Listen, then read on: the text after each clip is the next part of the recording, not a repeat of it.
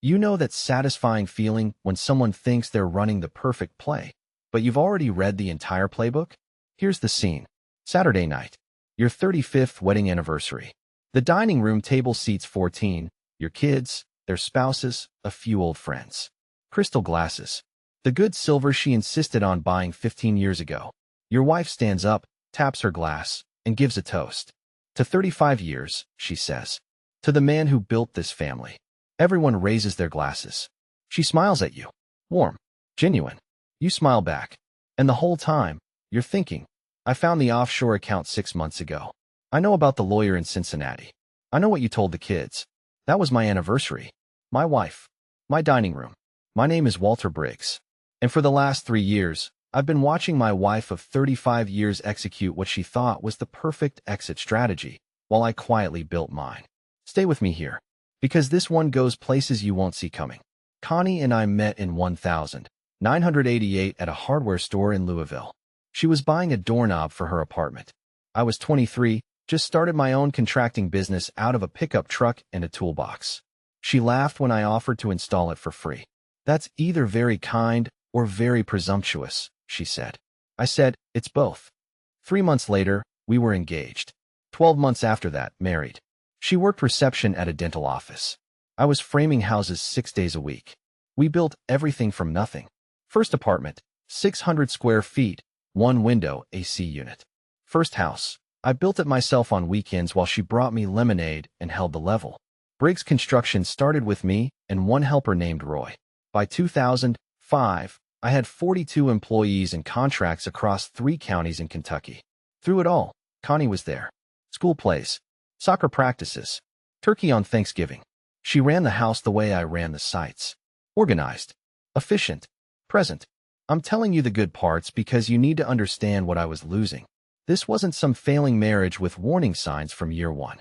This was 30 years of real life. Real partnership. The kind where you stop locking the bathroom door. The first sign I missed, or chose to miss, was October 2019. I came home early from a site. Caught the end of a phone call. She was in the kitchen, back to me, voice low. He doesn't suspect anything. It's fine. We have time. She turned around, saw me, and her face did something I'd never seen before. A flash of calculation, then warmth. Like switching channels on a television. Hey, honey, you're early. Who was that? Diane. She's going through it with the divorce. I was just reassuring her. Diane Mackey, her friend from book club, recently divorced. I nodded, kissed her forehead. Let it go. But that night I couldn't sleep. Not because of the words. I'd heard Connie on the phone 1,000 times. It was the face. That micro-expression before the smile. I'd spent 30 years reading people on job sites, subcontractors, inspectors, bankers who were about to change terms. I know what calculation looks like. I married it for 30 years and never recognized it until that kitchen. I sat in my truck the next morning. Driveway. Engine off. 15 minutes. Staring at the house I built with my own hands. Then I went inside and started paying attention. November. A credit card statement appeared in the mail addressed to C. Briggs at a P.O. box I didn't know existed. Delivered to our address by mistake. The post office transposed 2 digits. Balance, $47,000. Purchases going back 2 years. A laptop I'd never seen. Furniture for an address I didn't recognize. And monthly payments to a law firm in Cincinnati. I sat with that statement for an hour. My hands weren't steady. December. I noticed our joint savings had been moving. Not dramatically, 500 here, 800 there. Monthly. For at least 2 years. She'd set up an auto transfer to an account I couldn't see. Quiet.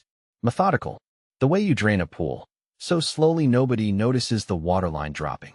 January. I overheard our daughter Rebecca on the phone with Connie. Becca was 31, lived in Indianapolis with her husband. Voice just a bit too careful. Mom, I know.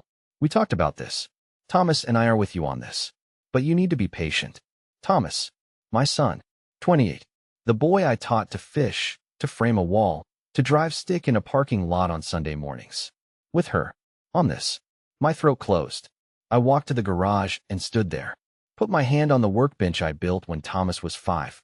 The wood was worn smooth where his little hands used to rest while he watched me sand. That was the night I stopped trying to understand the marriage and started protecting everything I'd spent 35 years building. February 2020. I called Craig Holloway, my best friend since we were framing houses together in '89. Business partner for a decade before he retired. I need a lawyer, I said. Not the kind you find in the phone book. Craig didn't ask why, didn't ask what happened. He gave me one name, Ruth Pemberton, divorce attorney in Louisville. Former federal prosecutor who switched to family law after her own marriage fell apart. Craig said, she's the person you want in the room when the other side thinks they've already won. I met Ruth on a Tuesday in her office on Frankfurt Avenue. Showed her everything. The credit card, the transfers, what I'd overheard from Becca. She looked at me over her reading glasses and said 4 words. How long, Mr. Briggs? At least 2 years that I can trace. And you haven't confronted her? No. Ruth set her pen down. That might be the smartest decision you've ever made. Here's what Ruth explained. In Kentucky, marital assets built during the marriage get divided.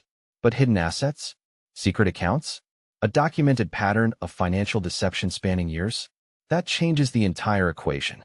A judge sees a coordinated scheme to defraud a spouse, and the division stops being 50-50. Don't change a single thing, Ruth said. Don't confront. Don't pull away. Don't stop smiling at dinner. Let her think she's ahead. So I did. For 3 years. 3 years of watching my wife smile at me across the dinner table while she was secretly dismantling our life. And she had no idea I was documenting every move she made. That's the part that keeps most people up at night. Not the betrayal. The patience it takes to survive it. Spring 2020. Ruth brought in a forensic accountant named Dale. We traced every dollar Connie had moved. 3 accounts total, including one offshore that Diane had helped set up through a cousin in banking. We documented the timeline. We photographed statements. We built a file so thorough that Ruth told me in June. In 23 years of practice, I've never walked into a courtroom this prepared. But the hardest part wasn't the legal work.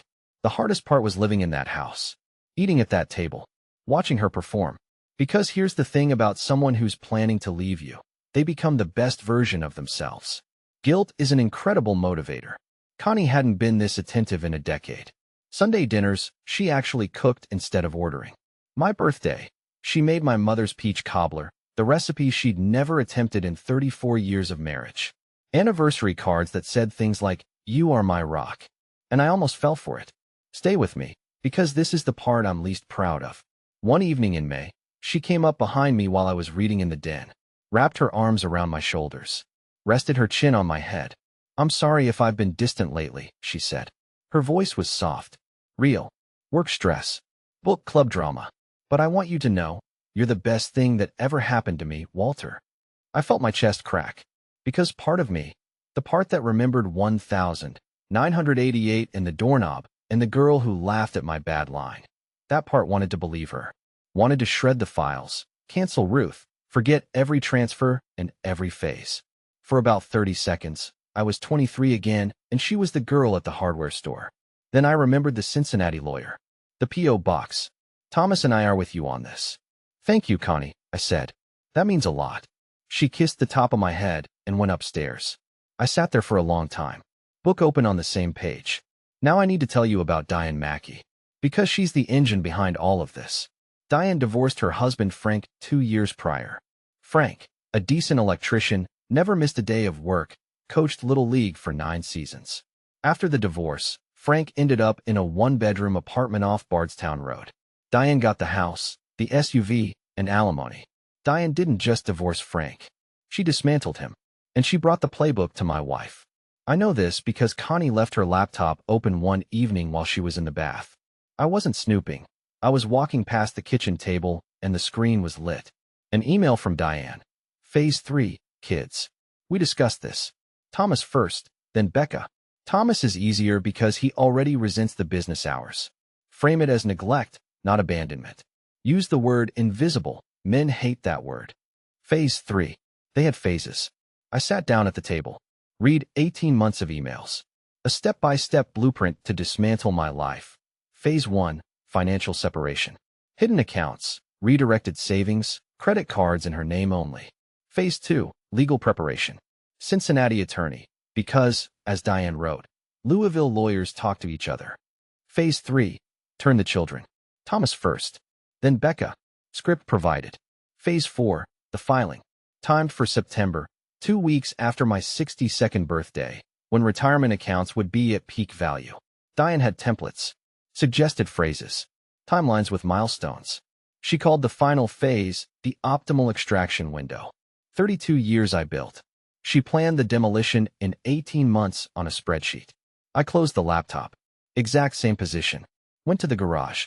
Stood in the dark for a while. Then I called Ruth. What happened next took patience I didn't know I had. Ruth's forensic accountant completed the trace. Every dollar mapped. Every transfer timestamped. Every account identified, including the offshore one Diane's cousin had helped create. The file was 3 inches thick. Meanwhile, and this is the part that still gets me, Connie kept performing. She suggested we update our wills. Just routine housekeeping, she said with that warm smile. I agreed. Let her think I was cooperating. Ruth had already restructured everything that mattered. She started mentioning retirement communities. Wouldn't it be lovely to simplify? Sell this big old house. Get something smaller. Translation: liquidate the asset, split the cash, then file. That's an interesting thought, I said. You think so? I think you've given it a lot of thought. That micro-expression again. The channel switch. Then warmth. March, she picked a fight. The kind that felt manufactured. You spend more time at those job sites than you do with me. Sometimes I wonder if you even want to be married, Walter. I looked at her across the kitchen. The woman I'd loved for 35 years. The woman whose laptop contained phase 4 timing discussions. I want exactly what you want, Connie. She blinked. Something crossed her face, a flicker of uncertainty. Then the smile. Good. Because I want us to be happy. Me too. She went upstairs. I went to the garage. That spring, the second time she almost got me. We drove to Lexington for a weekend. Her idea, a bed and breakfast she found, a little restaurant with a jazz trio on Saturday nights. She held my hand across the center console the whole way there. Walter, she said on the drive home. Sun going down behind the Kentucky hills. I know I haven't been easy to live with. I know I get caught up in things. Diane, the book club, my own nonsense. But this, us, this is what matters. You know that, right? Her voice cracked. Slightly. And her eyes were wet. You know what's worse than a good lie? A lie that has truth in it. Because Connie did love me once. Maybe some part of her still did. And that part was talking now. The real Connie, buried somewhere beneath Diane's phases and Cincinnati billing statements. I squeezed her hand. I know, I said. We drove in silence for 20 miles. Monday morning, Ruth forwarded the forensic accountant's final summary. Connie had moved $412,000 over 3 years. The Cincinnati attorney had drafted filing papers. Target date, September. 2 weeks after my birthday. The weekend in Lexington wasn't reconciliation. It was phase 3.5. Keep him calm before the kill shot. June. Becca called. Dad, I need to tell you something, and I need you to just listen. I'm listening. Mom has a lawyer. In Cincinnati. She's been meeting with him for over a year. She has accounts you don't know about. She told Thomas and me. Her voice fractured. Thomas is helping her. I've been carrying this for months, and I can't anymore, Dad. I can't sit at that table and watch you not know. Silence on the line. Dad? Say something. Please. I know, sweetheart. You what? I've known for about 2 years. The sound she made. Half laugh, half sob. 2 years? You've known for 2 years and you just sat there? Not sitting. Preparing. Dad. Long pause. Who are you? I almost smiled. First real smile in months. I'm the same guy who installed a doorknob for your mother in 1988. Just got better at reading blueprints. September. 2 days after my 62nd birthday. Right on schedule. Connie sat me down at the kitchen table. The dining room, the one with 14 chairs and crystal glasses, was through the doorway. She'd chosen the kitchen instead. Smaller. More intimate. She'd rehearsed this. Walter, I think we need to have an honest conversation about our future. I agree. I've been doing a lot of soul searching. And I've been speaking with someone, a professional, about what I need, David Chun. Family law. 7th floor, Carew Tower, Cincinnati. You've had 11 meetings over 14 months. The color left her face like someone pulled a plug. The 3 accounts. Chase. 5th Third. And the offshore one Diane's cousin Raymond helped set up. $412,000 total. Auto transfers started 27 months ago. Her mouth opened. Nothing came out. Phase 1, financial separation. Phase 2, legal preparation, Cincinnati because Louisville lawyers talk, Diane's words. Phase 3, the children. Thomas first because he resents my work hours. The word you were told to use was invisible. Phase 4, file after my birthday. Diane called it the optimal extraction window. How do you? You said I never paid attention, Connie. You told Thomas the first was invisible. You told Becca I chose the business over the family. I paused. I paid attention to everything. I just didn't say anything. She stared at me, and for the first time in 35 years, I saw her without any mask at all. Not the warm wife.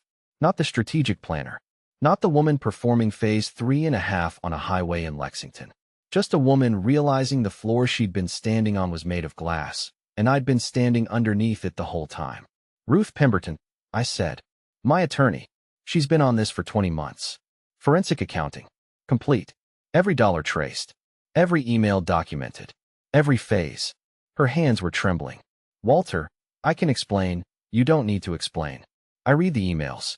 All 18 months of them. And here's what I didn't expect. She didn't cry. She didn't rage. She didn't reach for the sweetness that had almost worked twice. She just sat there, very still, and said quietly, "When did you stop loving me?" I looked at her across the table where we'd eaten 10,000 meals, where the kids did homework with their tongues sticking out, where she told me she was pregnant with Thomas and I burned the toast because I couldn't stop smiling. I didn't stop loving you, Connie. I stopped pretending you loved me. That silence. The kind you feel in your ribs. The kind that has its own weight, like furniture in a room nobody enters. The divorce was finalized 4 months later.